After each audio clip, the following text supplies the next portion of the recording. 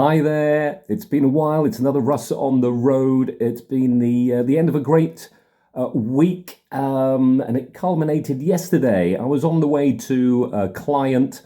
On the way there, I had a call from another client to say their BRCGS auditor had arrived, and I usually go there to give them a bit of support.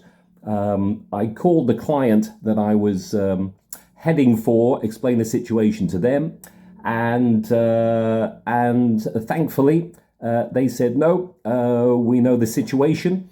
Head off to your other client, and we'll see you in a couple of weeks' time to swap the dates around.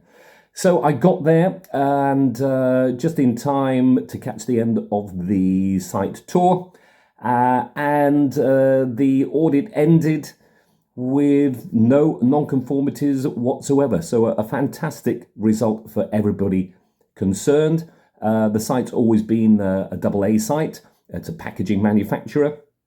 And to get that, especially with no non-conformities, is a great achievement. And that's the third one we've got this year in packaging, just in packaging.